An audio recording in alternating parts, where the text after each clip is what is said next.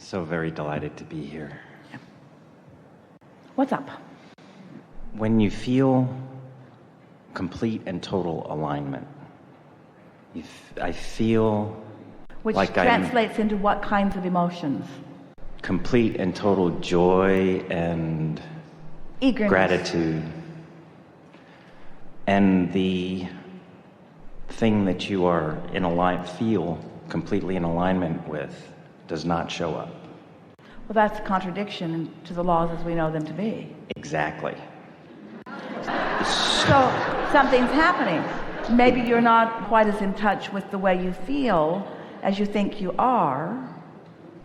Or maybe there's more to experience. Maybe there's a deeper desire that you haven't quite ferreted out yet. Maybe there's more for you to identify as your desire, because you are deliberate and you are picky. And that's a good thing. How can I prevent myself from going into a witch hunt as, okay, I either have what I have or I don't?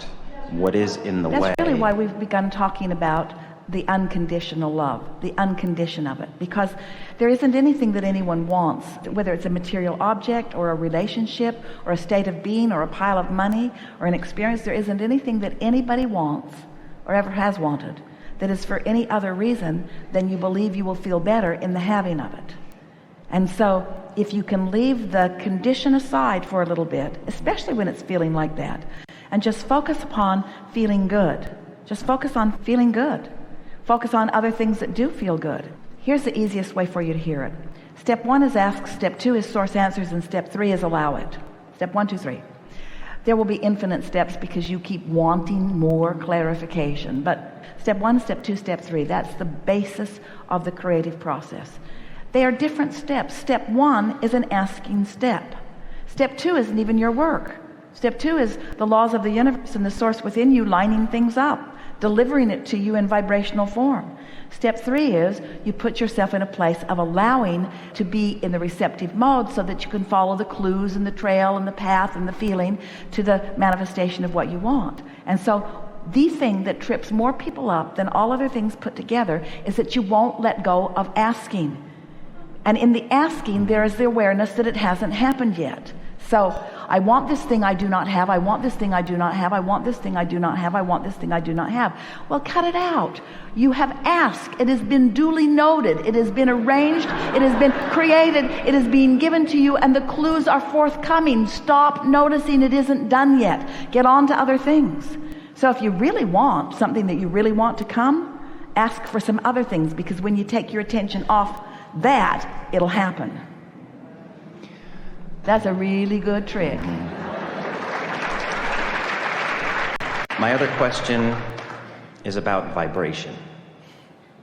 And all of the information out there is raise vibration. Well, we agree with that, but rather than emphasizing raising vibration, we would say allow your vibration to raise by not doing that thing you do that disallows it.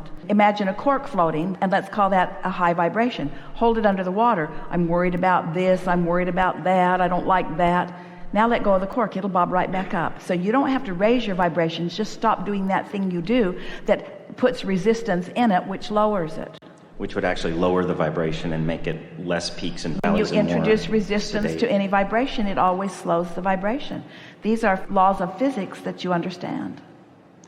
When we meditate, so we like to say it in this way, no longer do that thing you're doing. And how do you know you're doing that thing? You don't feel good while you're doing it. Negative emotion is always present when you're doing that thing that lowers vibration. Isn't that nice to know? Negative emotion is always present when you're doing that thing you do that lowers vibration. So if you've got negative emotion, stop and say, ooh, I've got negative emotion, and I'm doing that thing I do that lowers my vibration, and it's keeping me from being in the receptive mode, so I can't follow the clue to the path to the things that I really want. So in essence, when I'm meditate or pray or ground and centering, to me it feels calming and a lower vibration. But it isn't. But you see, here's the thing. Imagine yourself in an airplane. You're 30, 40, 50,000 feet in the air, and you're going 300, 400, 500 miles an hour. And you look out the window, and everything just looks perfect. Put that aircraft on the ground at 500 miles an hour, where there's more resistance, it doesn't feel so perfect. And so you can feel calm in very fast vibration if you are not resistant. You see what we're getting at? Esther was on a walkway with about 30 other people, a moving walkway at the airport the other day. And she had her bag and she wasn't walking. Usually she walks on those moving walkways. But there were so many people sort of ahead of her and behind her that she decided to just stand there with the rest of them and enjoy the short ride to the end of the moving walkway. And all of a sudden, the walkway, which had been moving, stopped abruptly. And everyone sort of piled over on top of each other because no one was expecting it. They had all adjusted to the speed of the walkway. There was a sort of mental thing. This is how fast we're going. It's like all the muscles in their body had adjusted the speed of it. And if it had come to the end, they would have all stepped off easily. But the fact that the thing came to a stop, no one fell down, but everyone really hooted and hollered, and they became friendly with each other in ways that they hadn't expected to.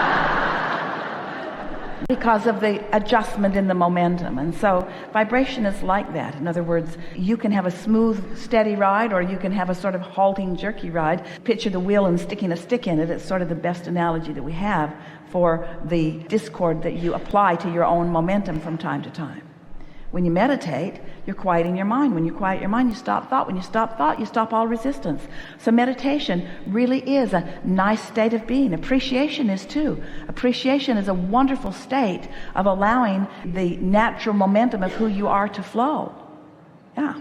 Helpful? Extremely. So when I stop focusing on the lack of a romantic relationship, it will appear. Because it's in your vortex and it has already become. And your attention to what isn't happening will not allow what has already happened to be realized by you. When the thought comes back. The thought that says, where is she? How come she hasn't shown up yet?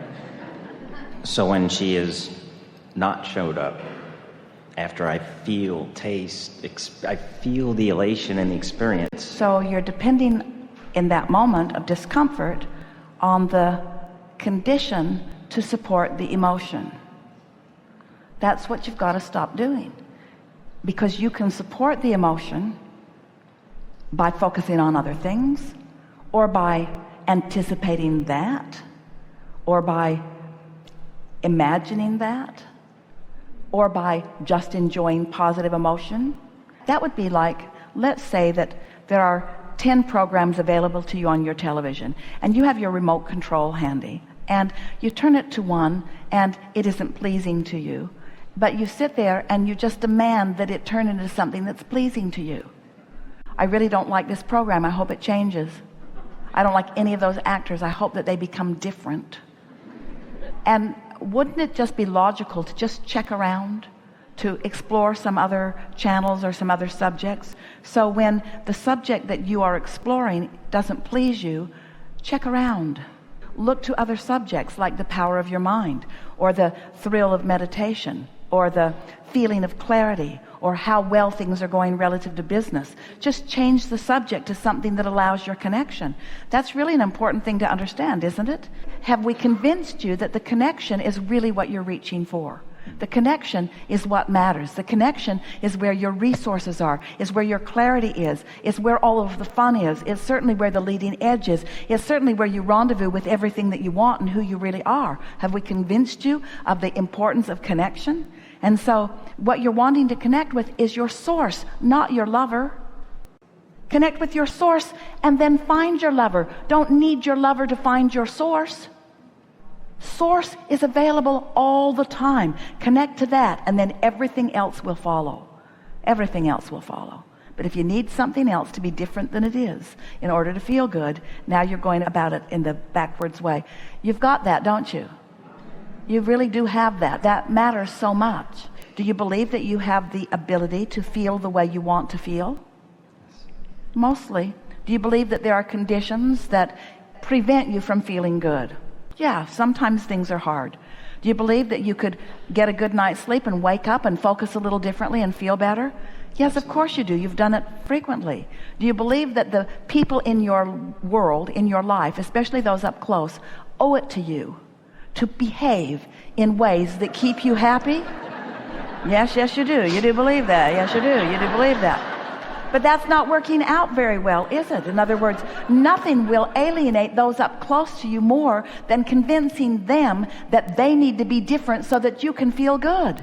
You can get away with it for a little while, but it gets really old really fast, doesn't it? And your children will not allow you to get away with it. They know better coming in. Have you noticed? And so when you begin to take responsibility for the way you feel, and you don't demand that something be different than it is right now, this red hot minute, and you show yourself that you have the ability to self-soothe, that's really what it is, to self-soothe, which is the same thing as to self-align, to align with self. When you show yourself that you have the ability to do that, then you've taught yourself that you can tap into this empowerment, and then ideas flow, impulses are right, and that's when those rendezvous happen, you see. But you can't find someone when you think they're missing. It defies law. So you meet some great person, they're everything you want, and you're just looking at them like, can't be you, because who I'm looking for I can't find. And there they are. They're screaming at you, it's me, it's really me. Your inner being says, it's her, it's really her. And you're saying, I've been looking and looking and looking and looking and looking and looking and looking and looking and looking. And she's saying, look closer. Look closer. I can't find you. I can't find you. It really is that bold. You're looking right at him and saying, I don't see you. I don't see you anywhere, because you are blind to what you're really looking for. Unless you're tuned in, tapped in, turned on. And then you're always in the right place at the right time. Enough? Really good. Really good.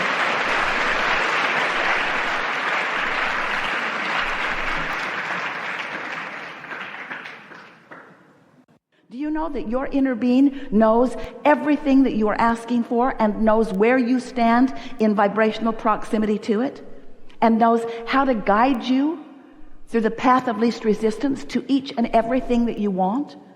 Through the path of least resistance, did you hear those words? Which is the same thing as the path of most allowance. Path of least resistance, meaning that if you're like most people, you've thrown some resistance on your trail because you've lived life, you've seen things you don't want, and you've got some stuff active in your vibration. So when you ask for something, sometimes there's some vibration that's in the way.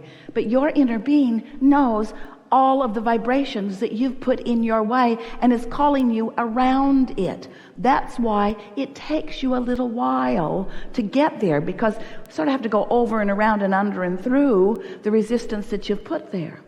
So when we get together with you, our dominant intent is to help you feel a desire to get more and more resistance out of your way. In other words, feel better more of the time. Which means you got to understand law of attraction, because whatever you're focused upon, law of attraction is going to add to. So if you catch your negative thought, your negative pushing against something, if you catch your defying your own desire in the early stages before it gathers much momentum, it's easier to stop.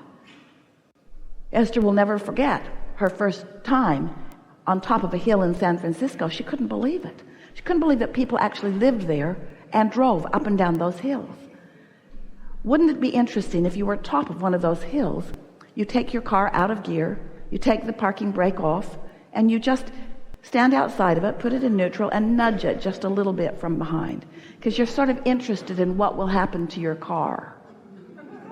Well, it's not a big mystery, is it? Because you know that the momentum of that car is going to become quite quickly. But if you realize it and you just step out in front of it and let it bump up against you, no big deal. But you wouldn't want to be at the bottom of the hill stopping that car, because that momentum is hard to stop. And that really is the point that we're making about your thoughts. If you can catch the momentum early and choose a different thought, it's easy to do that. But if there is momentum, don't beat up on yourself. It's nearly impossible to stop a strong thought all at once. Trains going 80 miles an hour that way, you wouldn't want it all of a sudden to go 80 miles an hour that way. It would be very hard on what's inside the train. And that's true of you too. Just let it slow down and then let it speed up. And that's what deliberate creating really is.